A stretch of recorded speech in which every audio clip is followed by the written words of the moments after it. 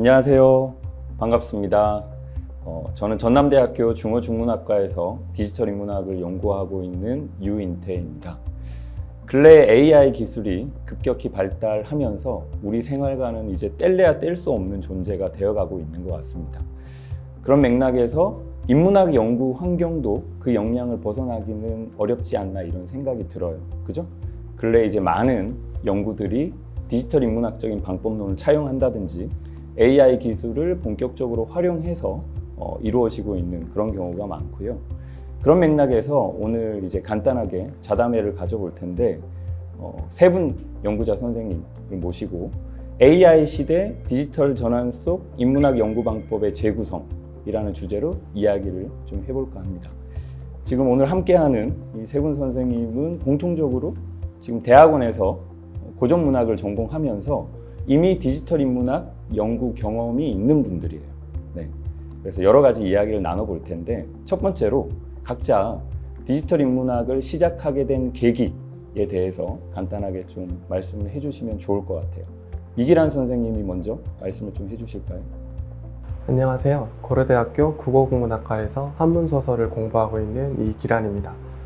저 같은 경우는 이제 원래 했었던 연구는 이제 춘향전이나 구운몽처럼 이제 어떤 통속적인 지향을 지니고 있는 제자가인 소설류에 대한 어떤 작품론이나 자료군들을 서로 비교하는 그런 방향으로도 원래 학위 논문까지도 생각을 하고 있었는데 이제 23년도 즈음에 이제 저희 고려대학교 한자문연구소에서 수행하는 과시연구센터의 과제로 저희가 조선시대 이제 무린지식인층들이 이제 과거 시험에 어떤 문제를 내고 어떤 답안을 작성했는지에 대한 그런 것들을 데이터 차원에서 구축하는 사업을 이제 그 DB팀으로 들어가게 됐어요.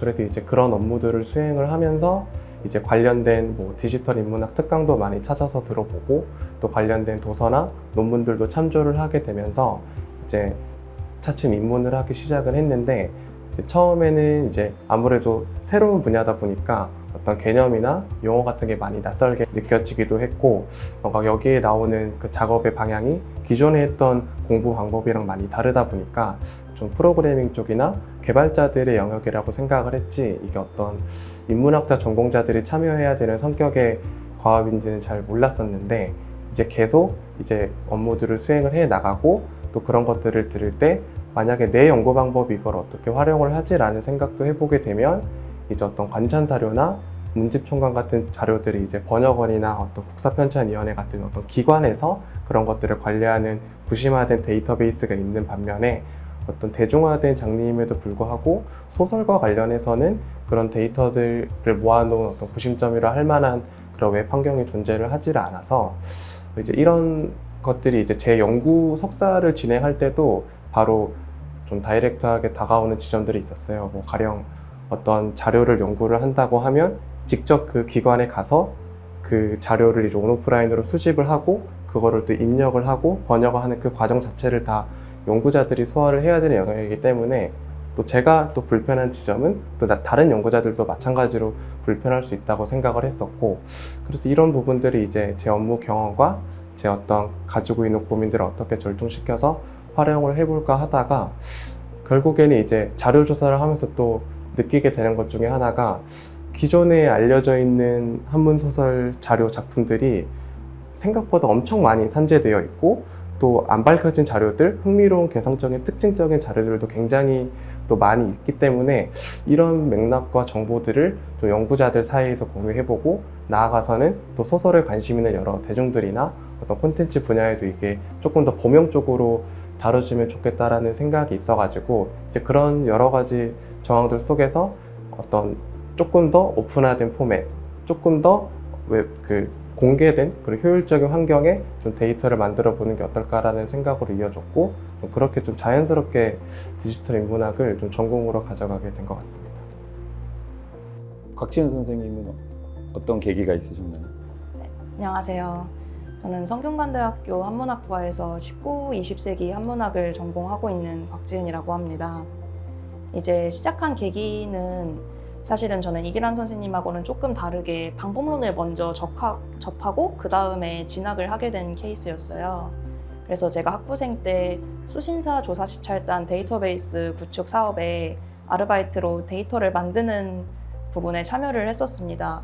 그러니까 그때는 뭘 잘 모르던 때였으니까 제가 직접 뭔가 생각을 하기보다는 주어진 단순한 작업들, 예를 들어서 무언가를 입력을 한다던가 아니면은 데이터를 가공한다던가 하는 작업들을 위주로 접하고 그 이후에 한문학과 대학원에 진학을 하게 되었어요. 그래서 좀 이렇게 방법론을 먼저 접하고 진학을 했다 보니까 실제로 무언가를 하는 거에 대해서는 약간 부담이 적었던 것 같아요. 그래서 자연스럽게 이런 방법론을 사용을 하게 되었는데 아까 말씀하셨던 것처럼 이미 한문학 분야에서는 고전종합DB와 같은 기관 차원의 대형 데이터들이 구축이 되어 있고 이미 여러 분야의 연구자들이 그거를 활용을 하고 있는 상황입니다. 그래서 이런 데이터를 새로 만드는 것보다 저는 있는 데이터를 어떻게 2차적으로 활용을 하는가에 대해서 조금 더 관심이 있었고 그래서 개량적으로 나오는 것들 아니면은 이것을 어떻게 시각화해서 기존의 방법론으로 못 보던 것을 보느냐 하는 문제에 천착을 하고 또 다른 분야 연구자 선생님들과 협업을 하면서 이런 실제로 그런 기술을 쓰는 그런 거에 더 관심을 가졌던 것 같아요. 물론 그렇다고 해서 데이터를 직접 만들고 편찬하는 부분에 관심이 없는 것은 아니고 제가 지금 전공하고 있는 근대 한문학이라고 하는 시기는 특성상 단순히 한문 자료만 있는 것이 아니라 이제 신문이나 잡지에 실린 것들 아니면은 국한문 혼용체라던가 하는 다양한 자료들이 섞여 있어서 이런 것들을 각각의 데이터베이스화에 산재되어 있는 거를 어떻게 하나로 연결을 하고 이걸 다른 연구자들한테 공유를 하느냐 이런 문제에 또 큰 관심을 가지고 있습니다. 그렇군요. 네. 데이터를 만드는 거에 대한 관심이 이기란 선생님은 촉발된 계기일 수도 있겠는데 곽지은 선생님은 오히려 기존에 갖추어져 있는 데이터를 어떻게 하면 좀 더 가공해서 그거를 더 적극적으로 활용할 수 있는가에 대한 문제의식이 중요하게 작용이 된 것 같아요. 장지훈 선생님은 계기가 무엇이었나요? 네, 안녕하세요. 저는 동국대학교 국어국문학과에서 공부하고 있는 장지훈이라고 합니다.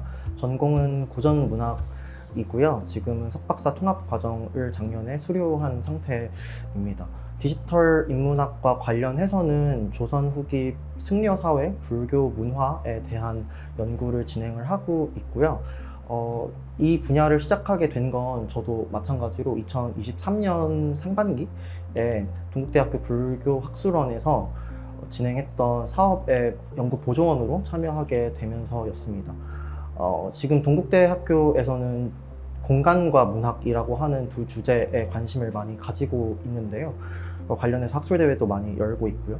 그래서 불교학술원에서도 공간을 중심으로 조선 후기 승려들의 기록물들을 연구를 하되 어떤 디지털 인문학의 방법론을 활용해서 기록물들에 흩어져 있는 정보들을 연결하고 그것을 디지털 환경에서 시각화하는 그런 연구를 진행을 했었습니다. 그때 저는 18세기 한 승려의 여행기를 중심으로 연구를 진행을 했었는데요. 그 여행기에서는 다양한 숨겨진 맥락들이 있는데 사실 문면에서는 잘 드러나지 않는 것들이 있고 그렇기 때문에 어떤 맥락들이 숨겨져 있는지 예를 들어서 여행을 떠났을 때 여러 승려들을 만나게 되는데 그 승려가 이 여행 주체, 여행을 떠난 사람과 어떤 관련이 있는지 그리고 이 사찰을 방문을 했는데 왜 하필 이 절에 가야 했었던 걸까 이 여정 중에 그런 것들을 연구를 하게 되었었고요. 생각보다 굉장히 많은 맥락들이 숨겨져 있다는 것을 알게 되었습니다. 그래서 연구 사업을 통해서 그런 어떤 행간읽기라고 하죠. 그 숨겨진 것들을 읽어내는 작업을 하고 그 숨겨진 맥락들을 디지털 환경에서 보여주는 작업들을 했습니다. 예를 들어서 승려의 여정 경로를 지도를 통해서 그리는데 그 과정에서 기록에는 남아있지만 한국전쟁을 지나면서 소실이 되었던 사찰들을 발견을 하고 그것을 지도에 점을 찍어가면서 그 당시에 이 사람이 여행을 떠났던 그 범위에는 불교계가 이런 식으로 형성이 되어 있었구나 라는 것을 확인을 한다든지 아니면 아까 말씀드렸던 숨겨진 맥락들을 점과 선의 형태로 넓게 펼쳐서 어떤 관계망의 형태로 보여준다든지 그렇게 함으로써 여행기가 가지고 있는 그런 의미망을 확장하는 그런 작업들을 했습니다. 그런 작업을 하다 보니까 저도 재미가 붙고 이래서 디지털 인문학과 조선 후기 승려 사회를 어떤 식으로 결합해서 연구할 수 있을까를 지금 고민하고 있습니다. 네, 세 분 다 이제 디지털 인문학에 입문하게 된 계기를 말씀을 해주셨는데요. 결국은 세 분 다 전공이 고전문학이기 때문에 어떻게 보면 고전문학 연구라는 것은 단순히 옛날 작품을 그냥 있는 그대로 읽고 연구하는 게 아니고 그 이면에는 그런 옛날 고전 자료들, 고전 작품들이 현대에도 어떤 의미를 가질 수 있을까에 대한 고민이 늘 깔려 있기 때문에 그 연장선상에서 디지털 인문학적인 방법 또는 고전문학 자료를 데이터화 그런 작업들이 그런 현대화라고 해야 될까요? 그것과 좀 직결되는 그런 부분들이 각자 말씀하신 내용들에 조금씩 담겨 있는 것 같아요. 어쨌든 말씀 잘 들었습니다. 세 분은 아직 박사학위를 받지 않은 대학원생 연구자들이시지만 한편으로는 그동안 다른 어떤 일반적인 연구자들보다는 디지털 인문학 연구에 참여한 경험은 많은 편인 것 같아요. 그죠? 네. 그런 측면에서 그동안 디지털 인문학 연구에 참여해 오면서 나름대로 가지게 된 어떤 문제의식이라든지 고민이라든지 이런 것들이 있을 것 같아요. 그 이야기를 좀 같이 나눠보면 좋을 것 같습니다. 이기란 선생님 먼저 이야기를 좀 해줄 수 있을까요? 네, 저 같은 경우에는 아까 말씀드린 것처럼 일단은 1차적으로 기초 데이터셋이 없다라는 게 가장 큰 문제의식이고 어떤 디지털 인문학이 가지고 있는 어떤 공유로 매개로 하는 확장성이나 개방성 그런 부분들을 적절히 연구에 활용해야 된다라는 저 연구 환경에 대한 관심이 조금 더 많은 것 같은데 아무래도 데이터베이스가 없다 보니까 기존의 이제 번역본 중심으로만 연구가 되고 자기 관심사 영역을 잘 벗어나지 못하게 되는 그런 경우가 많아서 실제로 어떤 연구자들 사이에 어떤 도메인이나 리소스에 대한 감각에 대한 그런 정보 격차가 사람들마다 엄청 크거나 이제 그런 제각각인 경우들이 조금 많아서 이런 것들을 좀 해소해야 된다는 생각을 늘 하고 있었습니다. 또 자료들을 또 조사를 하다 보면 정말 수많은 흥미로운 자료들도 굉장히 많고 안 알려진 미발굴된 작품들도 굉장히 많기 때문에 이런 것들을 같이 또 이야기해보고 학술장으로 이렇게 논의를 좀 끌어오고 싶은 생각이 있어서 그렇지 않게 되면 이제 어떤 작품들을 판단할 때도 어떤 보편성이나 예외성에 대한 그런 감각들도 사람들마다 다를 수밖에 없고 문학사적인 좌표를 논의를 할 때도 약간의 왜곡이나 그런 것들에 좀 진단상의 문제들도 발생하기 마련인 것 같아가지고요. 그래서 이제 제가 어떤 소설 데이터를 구성한다고 했을 때 1차적으로는 자료를 어떻게 정리할 것인가, 그리고 두 번째는 이제 그런 이야기들을 사람들이 당시에 어떻게 이야기하고 평가했는지에 대한 그런 향유적인 정보들도 같이 모으는 작업들을 하고 있어요. 그래서 지금 하나의 작품들이 만약에 존재를 한다고 했을 때 지금처럼 어떤 저작권 개념이 있을 때에는 상관이 없지만 예전에는 저작권 개념이 부재했기 때문에 하나의 작품도 그 전승 과정에서 다양한 제목들 여러 명칭들도 생겨날 수가 있고 변이들도 생겨날 수가 있고 또 우리가 그 책을 읽을 때 막 형광펜이나 어떤 밑줄을 그으면서 표시를 하는 것처럼 당시에도 이제 어떤 붓으로 점이나 선을 세로로 그어가면서 자기의 관심과 흥미처에다가 표시한 그런 기록들이 있거든요. 또 그런 걸 또 해외에서 연구도 많이 하고 그러는데 또 한편으로는 저희가 웹툰이나 영상 같은 거 보고 막 댓글을 남기는 것처럼 당시의 향유자들도 책을 돌려 읽는 과정에서 자기의 어떤 생각, 감상, 논평, 해설들을 이렇게 부기사항으로 이렇게 본문 주변에다가 써놓은 그런 기록들이 있어요. 낙서가 돼도 상관이 없고 이제 그런 것들을 종합적으로 이제 체계적으로 데이터화 해보고 그런 걸 정리해보고 이제 그런 것들을 가지고 연구의 어떤 독자 반응 비평 연구를 뭔가 상상적인 추론의 방식이 아니라 실질적인 자료적인 단서들을 가지고 뭐 예를 들어서 이런 자료의 어떤 필사본의 여러 계열들에 있는 복본들을 제외하고서라도 각종 옛날에 문인들이 남겼던 소설을 읽어 썼던 여러 다양한 성격들의 글들이 존재를 하거든요. 또 뭐 어떤 사찰이나 어떤 병풍에 있는 그림들도 소설을 모티프로 만들어진 것들이 많고 그런 이해의 정황들을 이제 다 연계해서 이제 어떤 작품의 내부의 텍스트와 그런 것들을 어떻게 향유했는지에 대한 그런 정황들도 같이 연결해서 좀 이야기하고 싶은 부분이 커서 근데 이런 것들은 아까 말씀드린 것처럼 어떤 오픈화된 그런 환경이 없이는 어떤 단순히 책이랑 논문 같은 경우로 지식을 축적하기보다는 데이터나 어떤 링크를 통해서 어떻게 이걸 잘 확산해 볼지 그런 거에 대한 조금 고민을 많이 했던 것 같습니다. 사실 저희 어떤 역사 연구 같은 경우도 어떤 관찬 사료, 어떤 조선왕조 실록만을 가지고 어떤 조선 시대사를 단정하는 거는 당연히 무리가 있다고 생각을 해요. 그래서 당연히 관찬 사료 이외에도 각각의 어떤 당파의 성격을 대변하는 여러 유관 자료들도 봐야 될 필요가 있고, 뭐 유물이나 어떤 건축이나 그런 것들을 입체적으로 봐야만 올바르게 역사를 구성할 수 있듯이 문학사도 사실 마찬가지라고 생각을 하거든요. 그래서 문학사도 어떤 번역본 중심의 연구보다는 그런 작품과 또 횡적으로 또 종적으로 또 그런 것들을 어떻게 이해했는지 한 정황을 이렇게 복합적으로 종합해 나가야만 올바르게 고전 소설사를 재구성할 수 있다고 생각이 들어서, 또 아까 말씀드렸던 그 자료들을 수집을 할 때도 어떤 충실하게 내가 자료 연구를 한다고 가정을 하면 정말 많은 국공립기관에 소장돼 있는지를 검색도 해야 되고, 도서관 홈페이지 같은 것도 열어봐야 되고, 그럼 창이 또 많아지게 되고, 만약에 또 도서관에서 공개를 안 하는 자료면 직접 또 문의를 해서 지방까지 찾아가서 또 촬영을 하고, 그런 수고로움은 저만 겪는 게 아니라 진짜 많은 연구자들이 다 이런 부분에 공감을 하고 있기 때문에, 사실 이렇게 문제의식을 같이 하는 사람들이 모여서 또 구심화된 데이터를 아카이브를 만들었으면 해서, 그래서 이제 디지털 인문학 방법론으로서 어떤 데이터 기반의 연구가 어떤 연구자들의 소통을 또 증진시키고 또 연구의 효율이나 확장성을 좀 도모할 수 있다라는 생각이 있어서 이 방법론을 좀 사용을 하고 있습니다. 어떻게 보면은 이기란 선생님의 연구는 한국 한문소설이라는 자료를 가지고 그걸 다룰 수 있는 기초적인 토대를 디지털 환경에서 마련하는 것, 그게 어떻게 보면 핵심이라고 할 수 있고, 그렇게 접근하면 디지털 기술에 초점을 둘 게 아니고 그냥 기초 자료를 다룰 수 있는 연구 환경을 그냥 온라인상에서 구현한다 라는 관점이 더 적합하지 않을까 그런 생각도 들고요. 조금 더 이야기하자면 혼자 하기는 너무 힘들 것 같아요.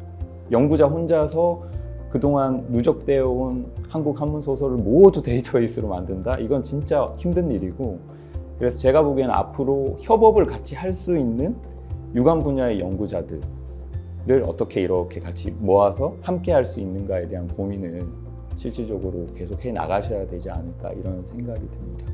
네. 장지훈 선생님 같은 경우는 어떤 문제의식이나 고민이 있으실까요? 저도 뭐 경험이 많지는 않지만 제가 디지털 인문학의 방법론으로 불교 문화를 연구했던 경험에 비추어서 이야기를 해보면요.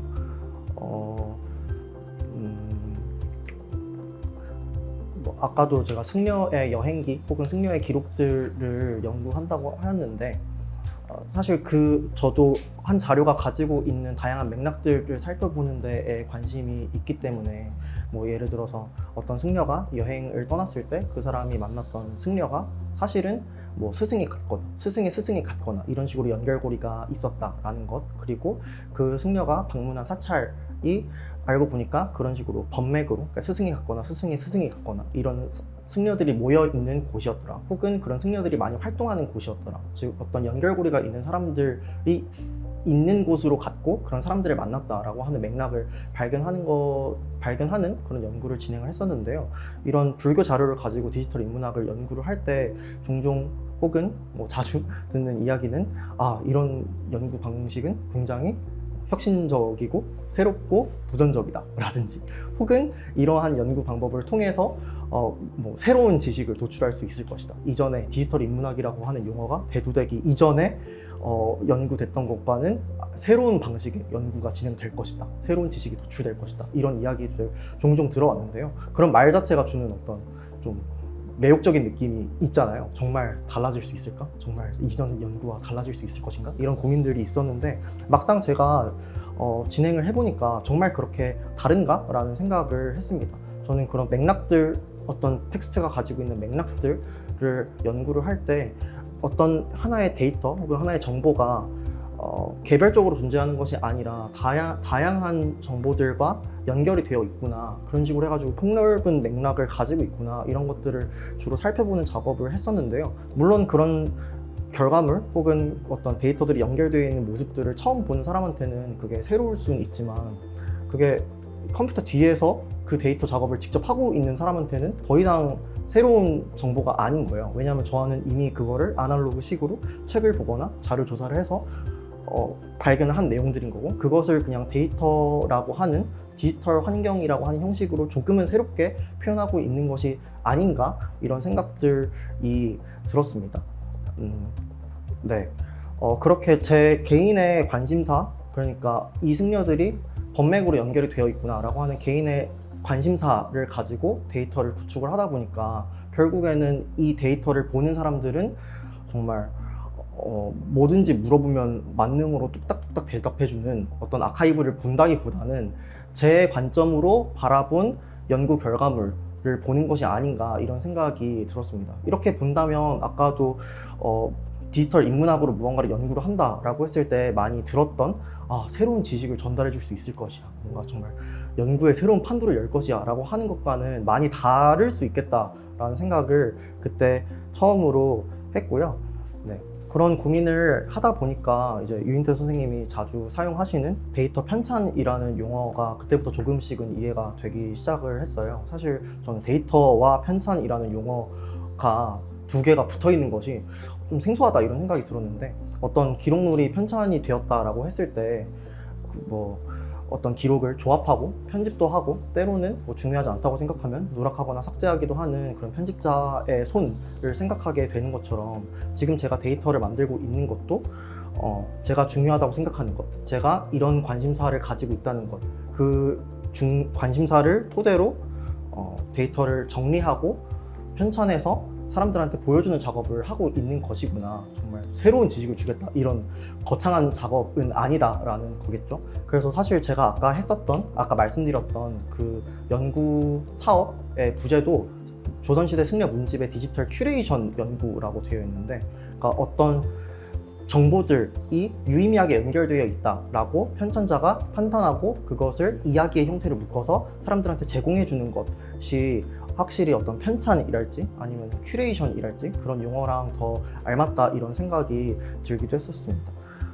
이런 고민들을 계속 저도 지금은 하고 있는 단계이고요. 사실 여러 가지 연구를 이제는 더 해야 되는 입장이기는 하지만 조금 막막한 감도 있기는 합니다. 어느 정도의 자료를 봐야 하는지. 지금 예를 들어서 승려들의 기록물을 모아놓은 승려 문집이라고 하는 것이 조선 후기 200년 동안만 해도 66종이 나왔다고 하는데 그것을 다 볼 수 있을 것인가, 이런 고민도 들기는 하고요.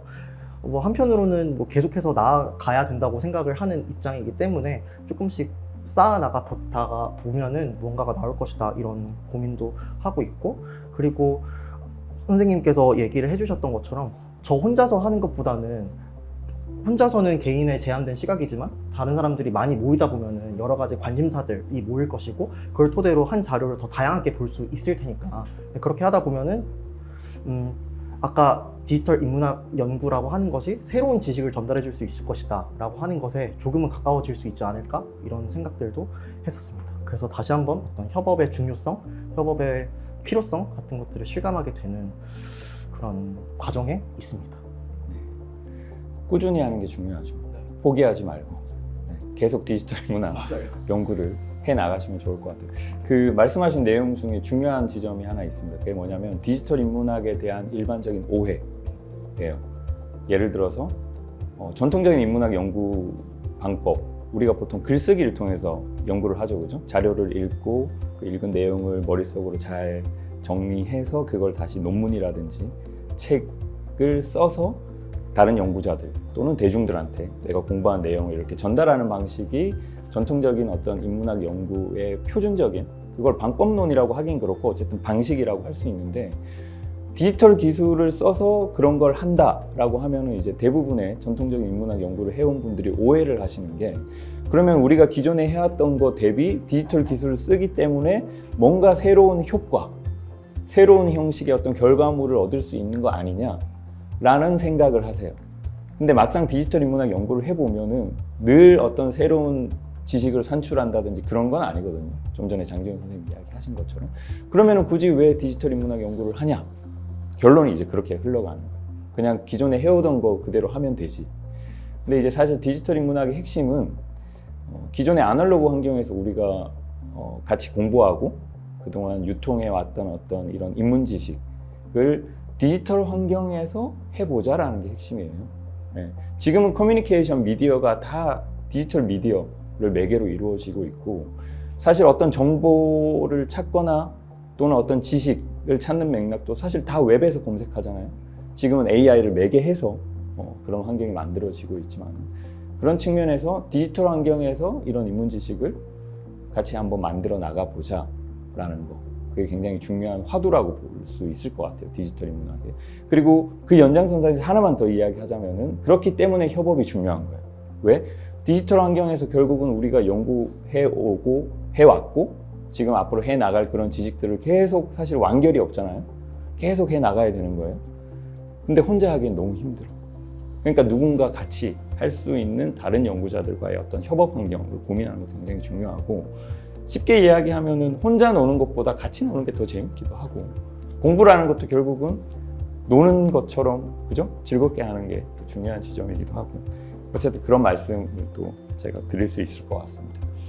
곽지은 선생님은 어떤가요? 뭐 디지털 인문학 연구를 해오면서 가지게 된 문제의식이나 고민 같은 거.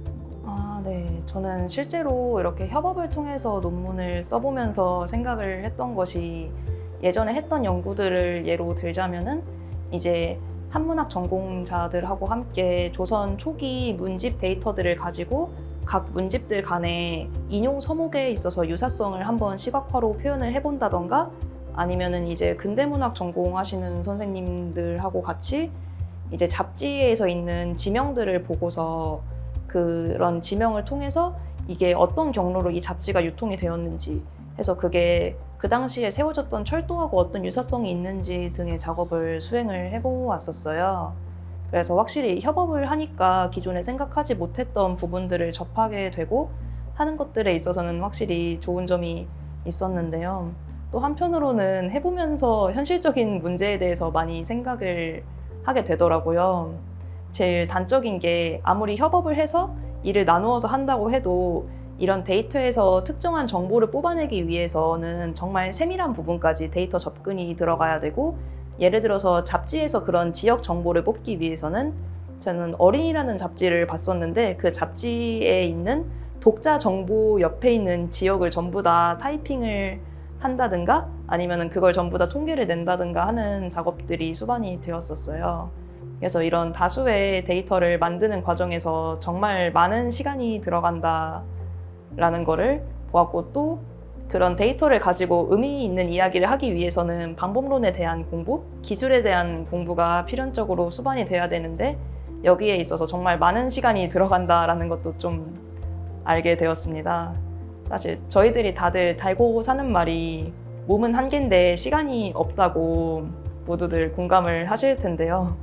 네, 이런 사람의 시간이 한정이 되어 있는데, 이제 예를 들어서 한문학을 연구를 한다고 하면 아무리 디지털 한문학을 한다고 해도 한문학에 대한 기본적인 어학 능력, 그리고 텍스트에 대한 장악이 아예 전제가 되어 있어야 되는데, 기존에 이런 훈련을 하는데도 충분히 많은 시간이 필요한 와중에 이제 새로운 기술을 익히고 데이터까지 편찬하고 이러한 시간들이 전부 다 영합관계에 있다고 생각이 듭니다. 그래서 이러한 데 사이에서, 그러니까 데이터 만들기와 기술 습득에 들어가는 시간, 그리고 이제 기존에 있었던 미덕들, 방법론이나 고전들을 읽고 하는데 들어가는 시간 사이에서 어떻게 균형을 잡아야 하는지가 현실적으로 저한테는 참 어렵게 다가왔던 것 같아요.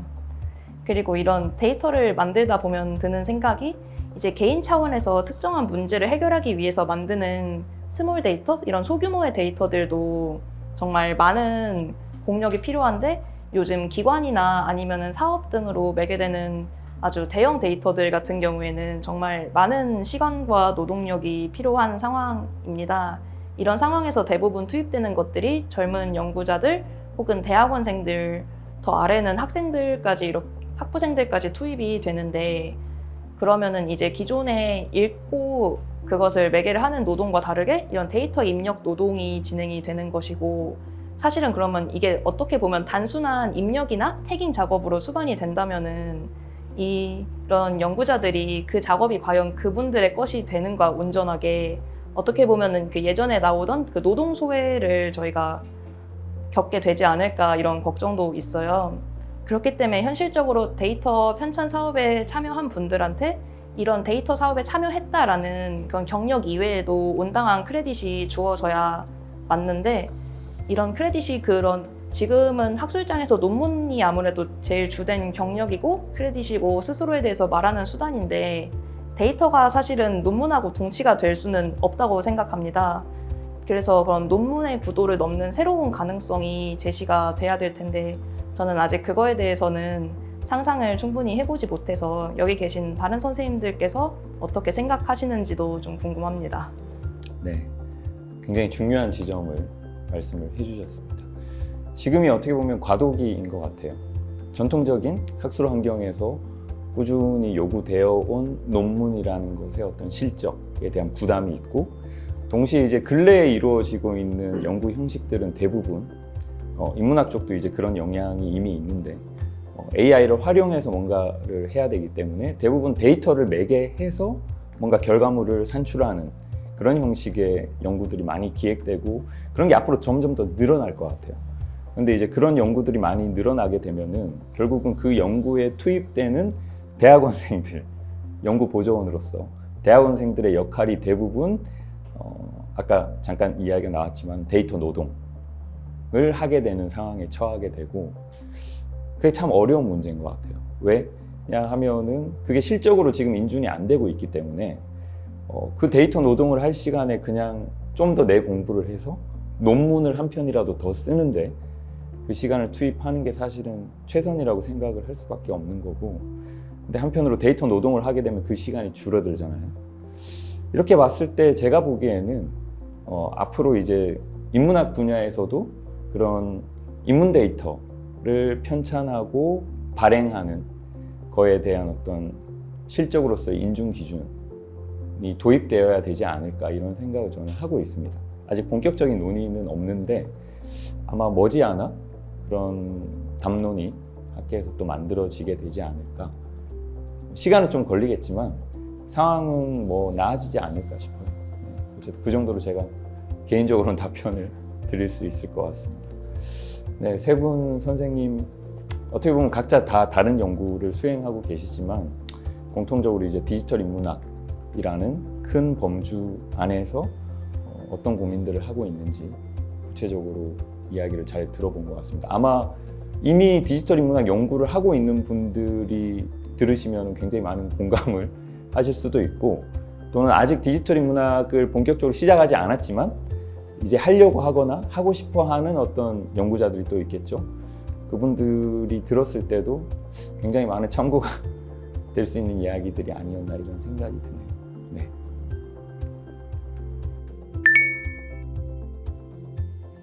어려운 질문인 것 같습니다. 왜냐면은 이제 그 질문의 맥락은 사실은 특수성을 담지를 할 수밖에 없는데, 그 특수성이라는 것은 연구마다 저마다 다르거든요, 환경이. 그래서 어떤 일반적인 차원에서의 어떤 이야기를 하기는 좀 어려울 것 같고, 근데 앞서 장지훈 선생님이 비슷한 유관 경험을 좀 말씀을 해주셨던 것 같아요. 그래서 관련해서 장지훈 선생님 말씀을 조금 들어볼 수 있을 것 같은데. 네, 저도 연구했던 내용 토대로 제가 경험했던 것 그리고 고민했던 것을 좀 공유를 해보자면요.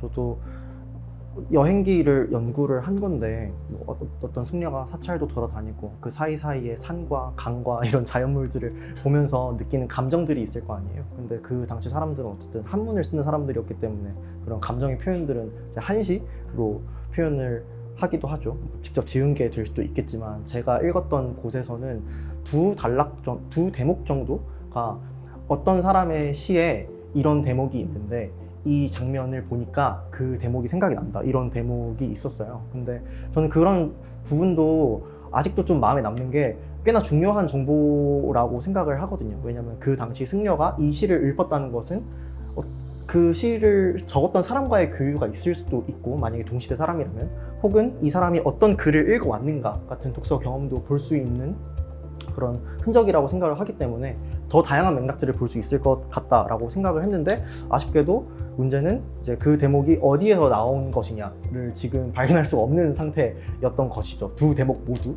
그렇기 때문에 이거 승려의 독서 경험을 보여줄 수 있는 굉장히 중요한 단서일 것 같다라고 생각을 했지만 어쩔 수 없이 그 자료를 찾는 과정에 지나가는 과정과 발견할 수 없는과 어떤 그 자료의 한계 때문에 결국에는 제가 데이터를 편찬하는 과정에서는 그 대목을 좀 누락할 수밖에 없었던 경험이 있고요. 이것을 어떻게 좀 더 데이터로 녹여낼 수 있을까는 지금도 생각을 계속 하고 있기는 합니다. 아직까지도 고민이 되고 있는 부분입니다. 네. 아마 다른 두 분은 답변을 안 하시지만 아마 비슷한 경험을 해보셨을 거예요. 이거는 어떻게 접근할 수 있냐면 사실 데이터의 손실이라는 개념은 어떤 데이터의 완결성을 전제하는 거거든요. 어떤 온전한 데이터, 완전한 데이터라는 관념을 전제하는 건데 사실 과학 쪽에서 우리가 사이언스라고 부르는 어떤 학문 영역에서의 데이터는 사실 다 계량적인 접근이 전제가 되기 때문에 수치화되는 거죠, 그죠? 그래서 그걸 수치화하는 과정에서의 어떤 완결성을 전제를 할 수는 있어요. 뭐 어떤 실험이라든지 그런 과정을 통해서. 그런데 인문 데이터는 일반적인 그런 과학적 맥락에 사용되는 데이터하고는 또 다른 속성이 있습니다. 그게 뭐냐면은 인문 데이터는 숫자가 중요한 게 아니고 실제 어떤 문헌이나 연구 과정에서 이게 얼만큼 의미가 있는지, 가치가 있는지에 대한 판단이 개입돼요. 그게 좀 전에 장기훈 선생님이 고민하신 맥락이 그런 거잖아요. 근데 그거는 기본적으로 연구자의 어떤 주관적인 안목과 해석이 필연적으로 거기 반영될 수밖에 없어요. 그래서 사실 뭐가 더 중요하고 뭐가 더 의미가 있느냐를 기준으로 접근을 하기 때문에 데이터의 손실이라는 표현은 약간 적합하지는 않은 것 같아요. 이 디지털 인문학적 관점에서의 인문 데이터를 우리가 생각할 때 그것보다도 오히려 어떤 의미 있고 중요하다고 여기지 못한 상태에서 만들어진 어떤 데이터가 있다고 합시다.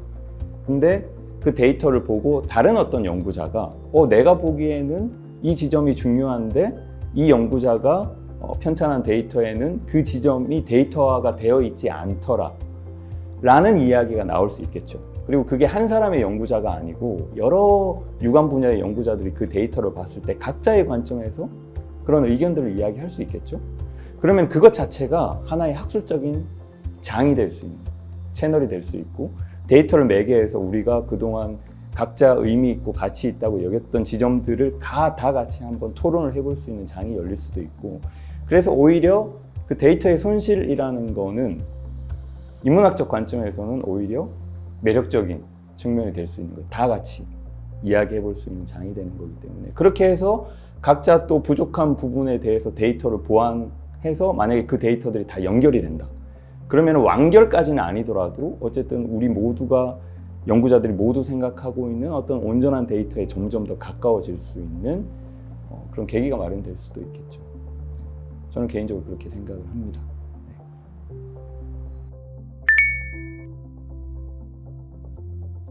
네, 요즘에 굉장히 많은 이야기들이 오가고 있는 주제입니다. 특히 이제 리터러시를 연구하시는 분들이 굉장히 첨예하게 이 주제를 다루고 있고 관련된 학술대회도 꽤 많이 개최됐던 것 같아요. 이거는 독서 경험은 어떻게 보면 현직 교사로 지금 일하고 계신 곽지은 선생님이 또 학생들하고 늘 이 책 읽기와 관련된 경험을 하고 계시기 때문에 유관 경험을 좀 나눠주실 수 있을 것 같은데 이야기를 한번 해주실래요? 네, 사실은 이 책 읽기뿐만 아니라 이미 학교 현장의 여러 분야에서 AI 그리고 특히 생성형 LLM이 도입이 많이 된 상황입니다. 그리고 이제 스마트 기기 같은 게 많이 도입이 되면서 이제 학교에서도 학생한테 1학생 1 스마트 패드 그러니까 각각의 학생이 각각의 기기를 갖고 생성형 AI를 활용할 수 있도록 하는 여러 프로그램들이 이루어지고 있고 그래서 이제 교과서에서도 기존에 단순히 교사들이 교과서를 들고 티칭을 하기보다는 이제 학생들이 직접 AI나 아니면 여러 정보 검색을 직접 해보면서 그런 교과서의 맥락에 접근하고 글을 읽고 이런 일들이 많이 일어나고 있는 것 같아요. 그런데 제가 이제 학생들이랑 같이 AI를 써보면서 느낀 것이 이제 인간이 AI한테 프롬프트를 입력하고 지시를 하기도 하는데 생각보다 AI의 출력에도 특히 학생들의 경우에는 사고가 영향을 많이 받는 모습을 보았습니다. 예를 들어서 교과서 제재에 수록되어 있는 글들에 대해서 AI의 감상을 물어본다면은 AI도 이제 그것이 실제로 사고를 하는 것은 아니지만 어떠한 형태로든 가공을 한 문장을 내놓고 그러면 이제 그 문장을 가지고서 그걸 기반으로 해서 학생들이 사고를 하는 경향이 있고, 이런 식으로 리터러시의 전체 부분을 책임을 지진 못하지만 그 기본적인 틀을 먼저 깔고 시작하는 경우들이 많아요. 그래서 좀 이런 것들이 인간만 영향을 주는 게 아니라 인간도 영향을 받는다라는 생각을 많이 하고 있습니다. 현장에 계시니까 더 그런 고민을 많이 하실 것 같아요. 네. 근데 아직까지 사실 어떤 뾰족한 대책이라고 해야 될까요? 그런 건 없는 것 같아요. 왜 그러냐면 이제 어린 학생들하고 같이 호흡을 하고 계시니까 어린 학생들한테는 굉장히 예민한 문제인 것 같아요. 그 지점이. 왜냐면 아직 뭐 지능적으로나 정서적으로나 발달해 나가야 될 어떤 그런 부분들이 많은 상황이잖아요. 그때 이제 기계를 통해서 어떤 영향을 받느냐도 사실은 굉장히 중요하기 때문에 두뇌의 어떤 발달과 관련해서 그런 부분이 있는 것 같고,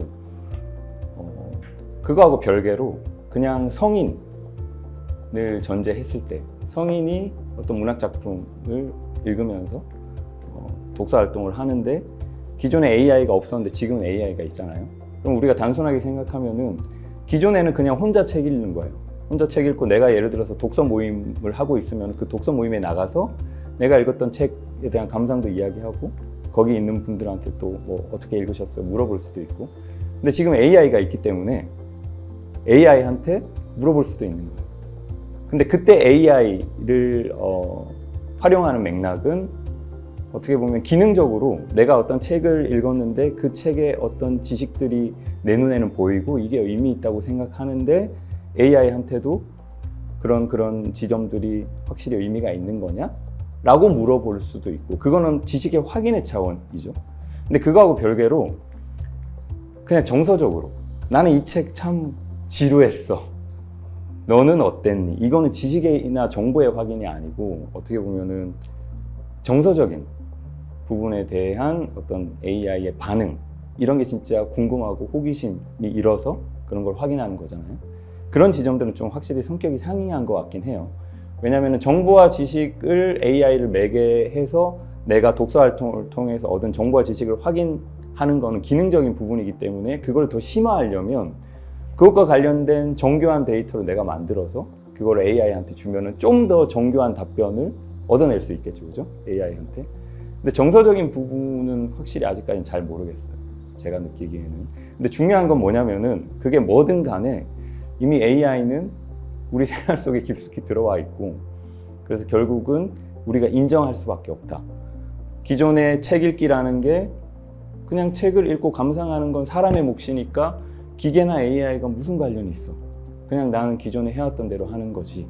그리고 실제 기계가 감상이라는 거를 하는 것도 아니고, 사실 깊이 들어가 보면은 뭐 그런 태도를 가질 거냐? 그게 아니고, 이제 AI를 통해서 여러 가지 내 독서 활동과 관련된 여러 지점을 확인받을 수 있고 또 어떤 답변을 얻을 수 있는지 사실은 예상할 수 없기 때문에 그걸 전제로 해서 책이라는 거를 앞으로 계속 읽어봐야겠다 라고 생각하는 거. 둘 중에 뭐가 더 적절할까요? 이건 정답이 있는 건 아니지만 각자의 몫인 것 같아요. 그 지점에 있어서는. 근데 저는 개인적으로 일종의 AI는 비인간 행위자이기 때문에 이미 우리 생활 속에서 디지털 환경 자체가 거대한 비인간 행위자라고 생각을 하면, 그리고 그 안에서 우리는 이미 살고 있잖아요. 그래서 AI를 굳이 별도로 어떤 특수한 존재로 치부할 필요는 굳이 없는 것 같아요. 그냥 자연스럽게 그런 환경이 됐으니까 그것과 함께 더불어 우리가 앞으로 더 얼만큼 알찬 독서를 해 나갈 수 있는지를 오히려 고민하는 게 지금 시점에서는 더 의미가 있는 게 아닌가, 그런 생각이 듭니다. 네, 오늘 세 분이랑 여러 이야기를 나눠봤는데요. 마지막으로 혹시 하나 더 이야기를 좀 더 나눠보고 싶다 싶은 지점이 있다면 혹시 뭐 이야기를 좀 꺼내봐도 될 것 같은데 있습니까? 제가 질문을 하나 해보겠습니다. 이제 AI 성능이 최근 들어서 굉장히 급속도로 성장을 하고 있고, 실제로 그 여파로 산업계나 패션업계나 금융업계나 많은 어떤 자동화되는 작업들 때문에 이제 인력이 대체되는 경우도 있고 상당히 많이 AI가 깊숙이 스며들고 있는데 사실 한국학이나 인문학도 비슷하다고 생각이 드는 지점이 뭐냐면 뭐 예를 들어 번역에 대한 성능이 높아진다던가 어떤 의미 추론 능력들도 향상이 된다던가 거의 인간이 사고하고 표현하는 글쓰기도 어느 정도는 모방이 가능한 게 아니냐라는 정도까지도 성능이 많이 좋다고 생각이 들고 사실 어떤 객관적 사실을 나열하는 성격의 그런 작업, 어떤 패턴화된 그런 작업 글쓰기들도 어느 정도는 형식이 갖추어진 내용들은 AI가 많이 대체를 할 수 있다고 생각을 하는데 이제 그런 것들이 계속 가속화가 되면 우리 인문학자들의 AI 시대의 어떤 글쓰기 내지는 연구는 어떤 방향으로 변화해 가야 되는지 저희는 또 어떻게 그런 거에 대응해야 되는지 이런 것들이 좀 궁금합니다. 네, 이게 본질적인, 그죠? 여러분들도 아마 다 늘 가슴속에 품고 있는 어떤 문제의식일 것 같은데 요즘 같은 환경에서 크게 두 가지 측면에서 좀 생각을 해볼 여지가 있어요. 첫 번째는 뭐냐면 글쓰기라는 게 도대체 무엇인가? 어떻게 보면 굉장히 좀 철학적이고 어려운 질문일 수도 있는데 글쓰기라는 게 예를 들어서 과정과 결과를 나눠 생각해요. 글쓰기라는 거는 과정으로서의 의미도 가지고 있고 글을 다 쓰고 난 결과물로서의 글쓰기도 의미가 있죠, 그죠? 근데 우리가 일상에서 많이 놓치는 지점이 뭐냐면 과정으로서의 글쓰기인 것 같아요. 왜냐면 우리가 늘 읽는 입장이 되면 누군가 써놓은 글, 그 결과물을 많이 접하게 되고 간혹 가다가 우리가 논문 같은 거 쓸 때는 그 과정으로서의 험난함을 경험하기도 하는데 근데 AI를 매개한 글쓰기라는 거는 어디에 초점이 있냐면 기본적으로 과정이 아니고 결과에 초점이 있어요. 좀 전에 이기란 선생님이 말씀해 주신 것처럼 이제 뭐 여러 가지, 그죠? 기능적으로 우리가 어떤 정보를 다루어야 되는 어떤 지점들은 AI가 단시간에 빨리빨리 처리해서 어떤 글의 형식의 결과물을 우리한테 뽑아주잖아요. 그럼 우리는 그걸 가져다 쓸 수 있고, 그죠? 그러니까 얼만큼의 어떤 효율성, 어떤 결과물로서의 글을 내가 AI를 통해서 확보할 수 있는가에 초점을 두면은 뭐가 흐려지냐면 과정으로서의 글쓰기가 흐려집니다. 근데 과정으로서의 글쓰기가 왜 중요하냐면은 그 과정을 통해서 계속 글쓰기라는 게 결국은 내 생각을 정리해 나가는 과정이기도 한데 그리고 그 과정 속에서 내 생각이 어떻게 변화되어 가는지 내 스스로가 글쓰기를 하면서 계속 확인을 하는 지점이 있죠, 그죠? 근데 이제 거기 초점을 두면은 무슨 생각을 해볼 수 있냐면 AI를 활용할 때 자 이건 프롬프트 엔지니어링하고도 관련이 있어요. AI를 활용할 때 오로지 내가 얻고자 하는 기능적인 측면에 초점을 둔 어떤 결과물로서의 글을 어떻게 하면 빨리 내가 이거를 얻을 수 있을까에 초점을 두고 프롬프트 엔지니어링을 하는 게 아니고 내가 지금 사유하고 있는, 생각하고 있는 지점들을 글로 쭉 풀어내는 과정 속에서 내가 실질적으로 해야 되는 고민들이 있고 이거를 AI하고 같이 이야기하면서 조금 더 풀어나가 볼 수 있지 않을까? 라는 맥락에서 프롬프트 엔지니어링을 하면은 그 두 가지가 굉장히 상이합니다. 과정이. 저는 이제 뭐 그런 두 가지 맥락의 AI와의 어떤 교류를 늘 하고 있는 사람인데 그래서 중요한 건 뭐냐면 사실 여기 초점을 두면은 AI가 중요한 게 아니고 내가 중요해요. 글쓰기를 하는 내가 AI를 통해서 어떤 지점에 초점을 두고 뭔가를 계속 만들어 나갈 것인가. 그게 중요하고 그런 측면에서 결국은 글쓰기라는 게 무엇인가 제가 아까 잠깐 질문을 했는데 결국은 AI를 매개하면서 그 형식은 표면적인 형식은 바뀌어 갈 수밖에 없다.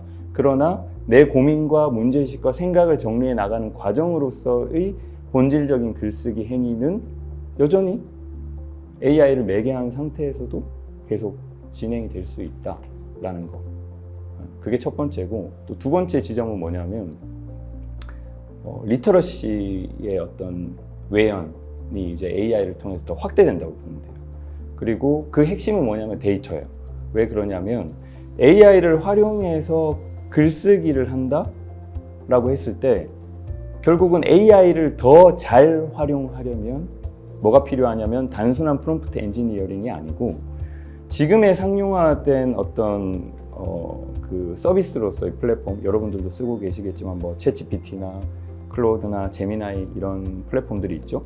거기는 아직은 이제 레그라든지 뭐 MCP라든지 관련된 그런 것들이 이제 약간 확장적인 기능으로서 조금씩 추가가 되고 있는 상황이에요, 지금. 근데 제가 봤을 때는 얼마 지나지 않아서 레그 같은 경우는 RAG, 그죠?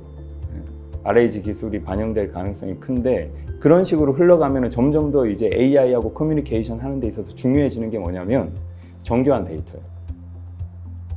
내가 지금 뭐 그게 글쓰기든 내 생각을 정리하는 어떤 활동이든 AI를 매개해서 정교하게 하려고 하면 그것과 관련된 기초 리소스로서의 정교한 데이터가 있고 없고에 따라서 그거를 활용했을 때 나오는 결과물과 그걸 활용하지 못했을 때 나오는 결과물의 현격한 차이가 발생할 수밖에 없어요.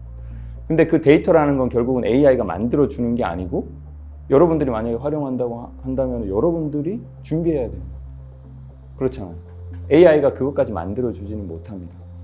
결국은 데이터를 어떻게 조직할 것인가에 대한 문제의식과 그거에 대한 각자의 경험이 실질적으로 AI를 매개한 글쓰기에까지 영향을 줄 수 있는 거예요. 그래서 기존에는 없었던 리터러시 환경의 변화는 결국 뭐냐면 글쓰기에도 이제 뭐가? 데이터의 영향관계가 추가되고 생겨날 수밖에 없는 환경이 지금 만들어져 가고 있다는 거. 그래서 사실 디지털 인문학 연구가 더 중요한 거이기도 합니다. 왜냐하면 그 데이터에 대해서 고민을 하는 것이 본질적으로 디지털 인문학의 화두이기 때문에 그 정도로 이야기를 해볼 수 있을 것 같습니다. 다들 연구에 AI 활용하고 계시죠? 뭐 기본적인 LLM 기반의 뭐 GPT나 클로드나 제미나이 뭐 이런 것들 활용하고 계실 것 같은데 구체적인 이야기를 그래도 간단하게 한번 들어보고 싶은데 이기란 선생님은 어떠신가요?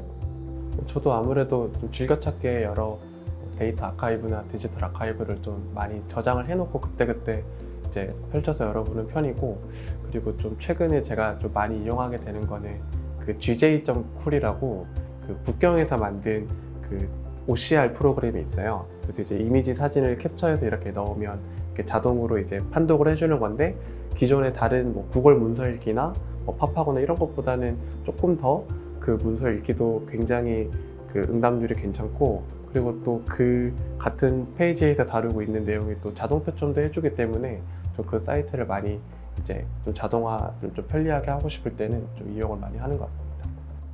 아무래도 이제 한자나 한문으로 된 자료를 AI를 매개해서 처리해주는 플랫폼 개발은 중국이 가장 많이 하고 있는 것 같아요, 지금.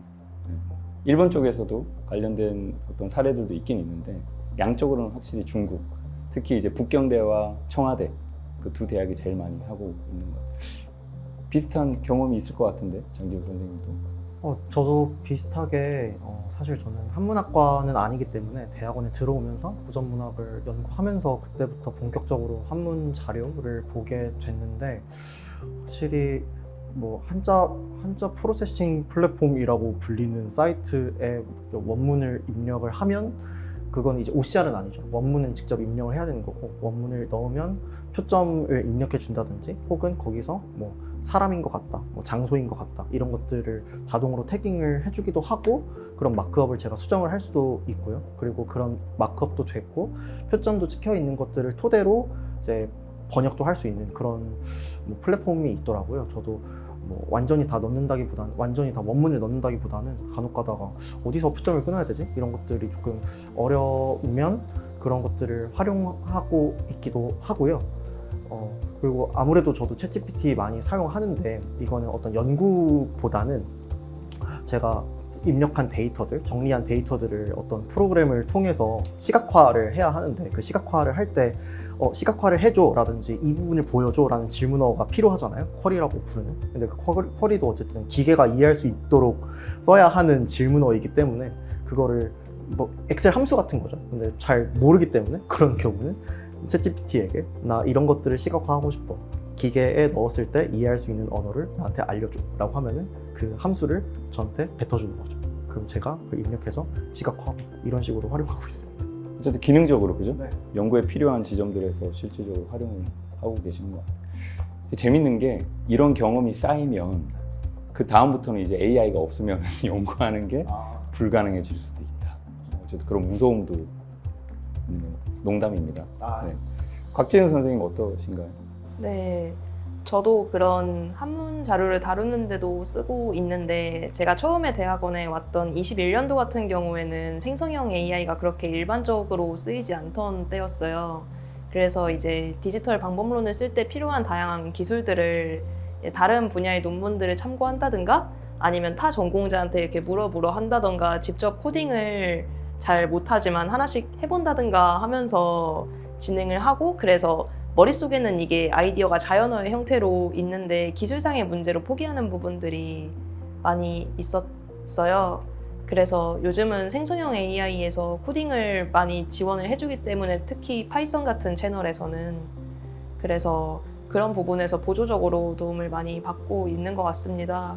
그리고 저뿐만 아니라 주변 연구자들도 이제 파이썬 창이라던가 아니면 그런 것들이 약간 알레르기가 있던 분들도 진입장벽이 많이 낮아지는 효과가 있었어요. 아무래도 코딩도 중요하니까 디지털 문학적인 작업을 하려면 뭔가 분석을 하기 위해서라든지 아니면 좀 전에 장지훈 선생님 말씀해 주신 것처럼 시각화할 때도 사실은 코드가 중요하거든요. 그런 것들을 이제 AI가 자동으로 해주게 되는 환경이 되니까 진입 장벽이 내려가서 점점 더 이제 디지털 인문학을 하려고 하시는 분들이 많아지지 않을까 개인적으로는 그런 생각이 듭니다. 네, 어쨌든 오늘 세 분과 함께 디지털 인문학에 대한 여러 이야기들을 나눠봤는데요. 개인적으로는 각자 가지고 계신 경험이나 속내를 들어봤던 게 참 재밌고 의미가 있었던 것 같아요. 아마 오늘 우리 자담회를 보시는 분들 중에서 우리가 나눈 이야기들을 참고하시는 분들이 분명히 있을 거다라는 생각을 해봅니다. 어쨌든 고생하셨다는 말씀을 드리고 마지막으로 우리 지금 자담회를 시청하고 계신 시청자분들께 같이 인사하면서 끝내면 좋을 것 같은데 인사할까요? 네. 감사합니다. 감사합니다. 감사합니다.